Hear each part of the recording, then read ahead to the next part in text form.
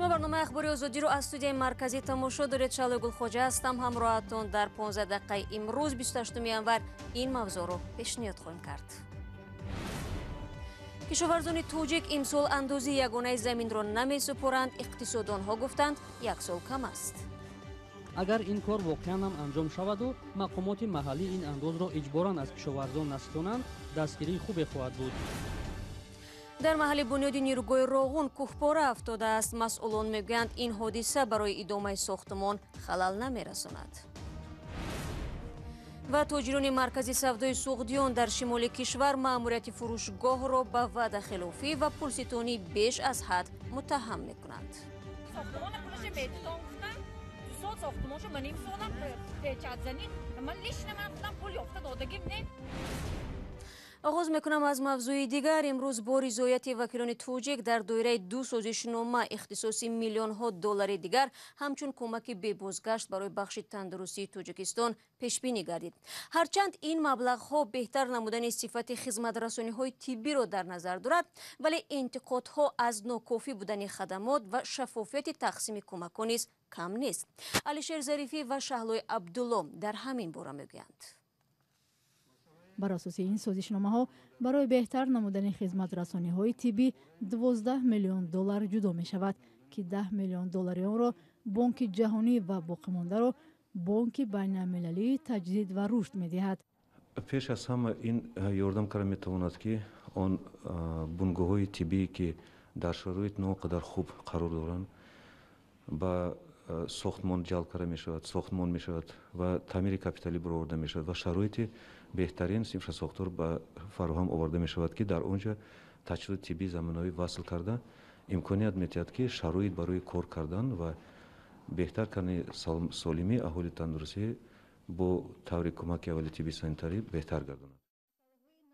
هنگام معرفی لایحه گفته شد که بر اساس طرح خدمت رسانی‌های طبی 16 ناحیه‌های تاجیکستان بهتر می شود و بیمارخانه‌های کهنه را با دستگاه‌های نوی طبی مجهز می کنند. 448 مؤسسه تجهیزات طبی زمانوی مجهز گردانده می شود.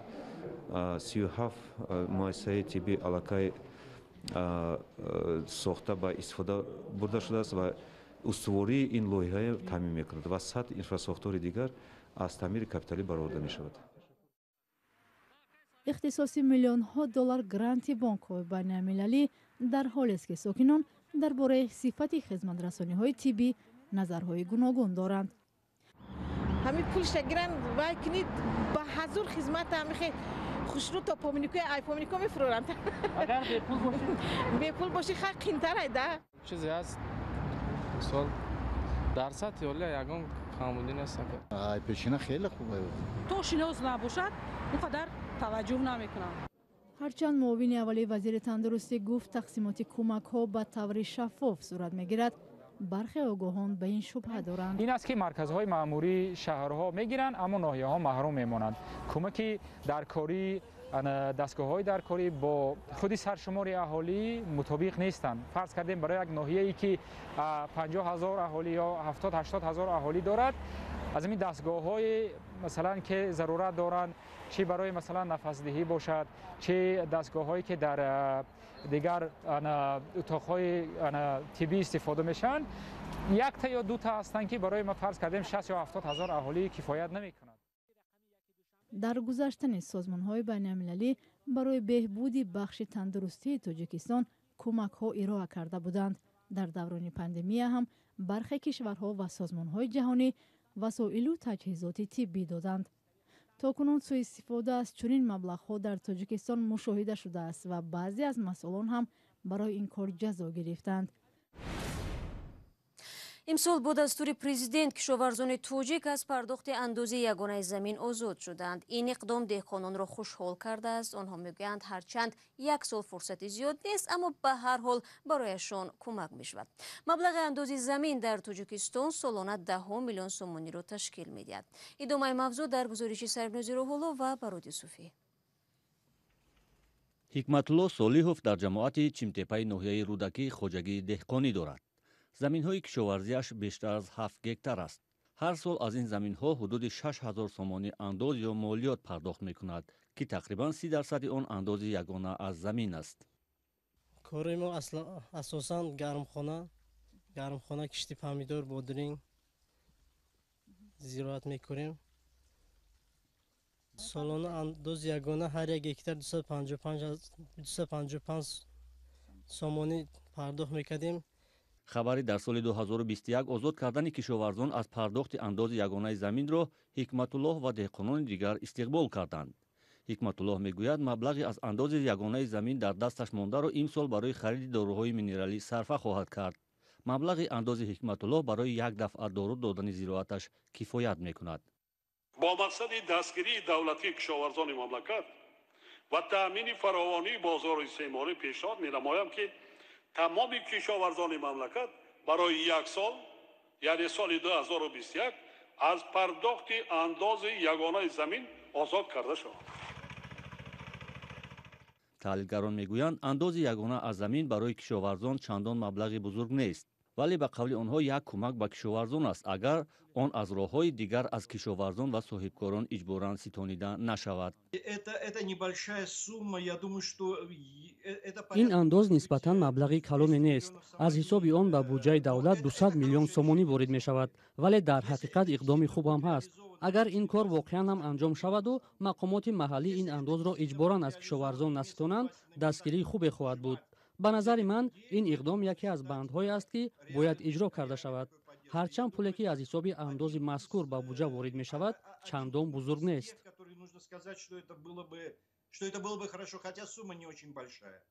اقتصاددانها میگویند اگر پرداخت از انداز یگانه زمین نه برای یک سال حداقل برای 5 سال آزاد کرده میشد، شاید واقعا در افزایش تولیدات کشاورزی و پایین آمدن قیمت آن مساعدت میکرد. به گفته آنها مهم آن است که کشاورزان را در این مدت مالیات دیگری نبندند. سال 2020 در تاجیکستان در سایه پاندمی کرونا ویروس بالوروی بی‌سابقه نرخ‌ها از جمله محصولات کشاورزی به مشاهده رسید که به بودجه خانواده‌ها ضربه سنگین وارد کرد.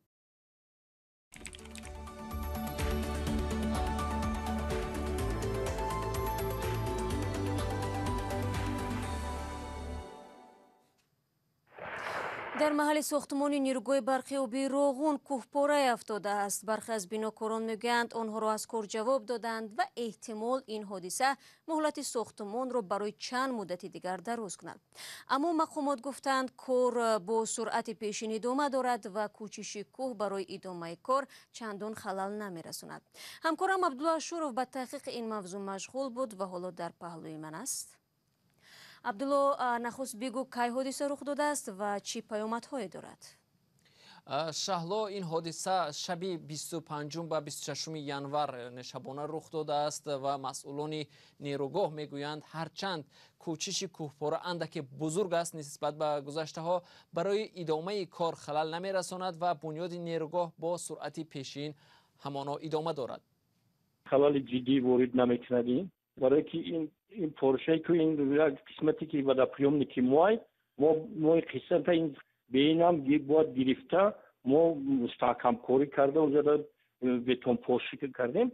شاید در کمی در یکون همون چیزا کاری مستحکم کنیده یکون حجم کار زیادتر شود.